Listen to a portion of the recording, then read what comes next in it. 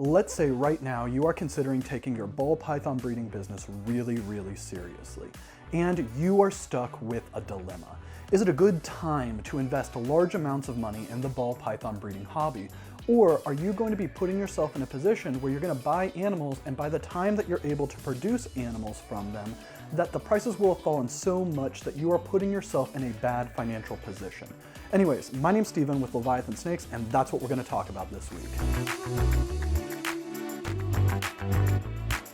When new breeders are getting into the hobby, there are plenty of pieces of advice that can help breeders establish themselves well without necessarily putting undue risk on themselves and their families. Things like buy your females first, and don't go all the way in before you are sure that this is something that you really want to do, are ways that you can make sure that you are building yourself appropriately. In addition to that, there are pieces of advice where it is something like, once you know this is something that you want to do, to invest in the best animals that you can possibly afford, and don't necessarily waste your money buying things that are really inexpensive, because those really inexpensive things are likely not going to be producing stuff that's in demand in the future.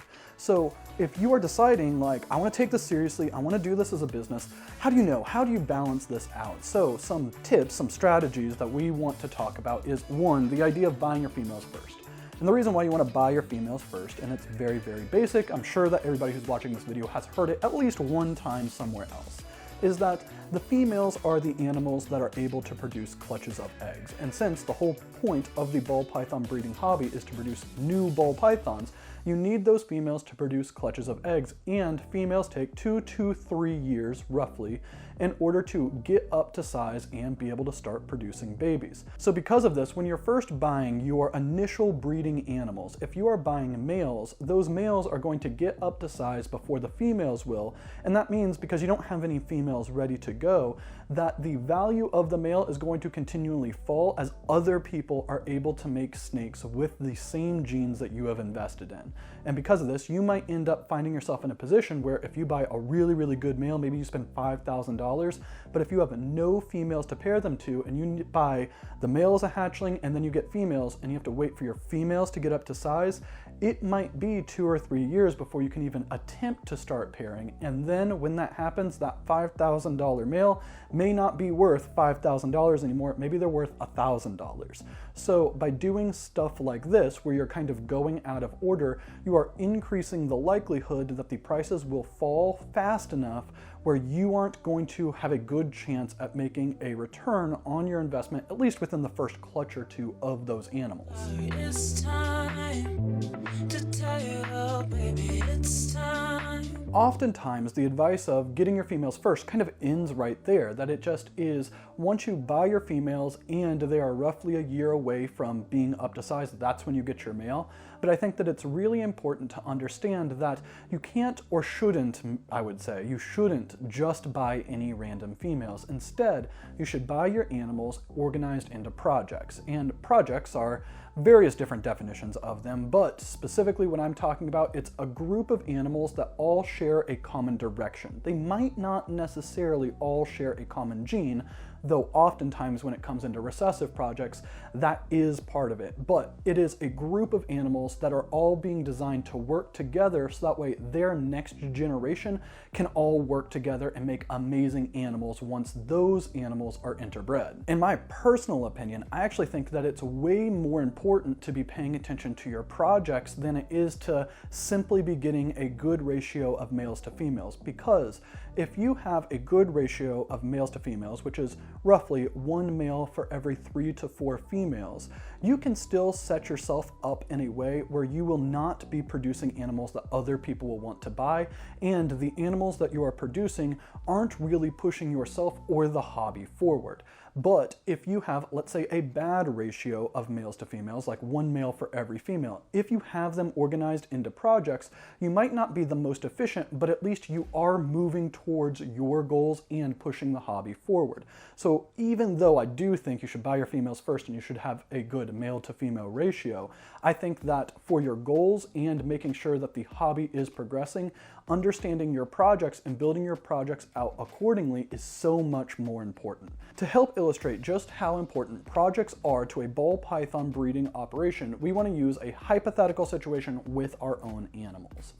So, we are not very heavy into the pied projects. I think that pieds are absolutely beautiful. As a single gene, I think that they are probably one of the most stunning snakes that are out there, and I am 100% positive that there are so many people in the hobby who originally got their interest caught through a pied animal. But it isn't a project that we work very much. In fact, we only have one visual pied, and it's just a single gene pied female.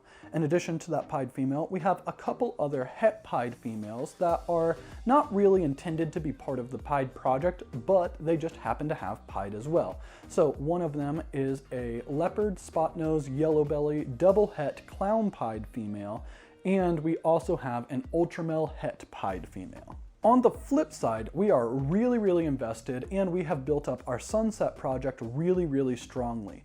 In fact, we have so many different sunset animals that our sunset project itself has been split into kind of mini projects. We have our regular sunset project.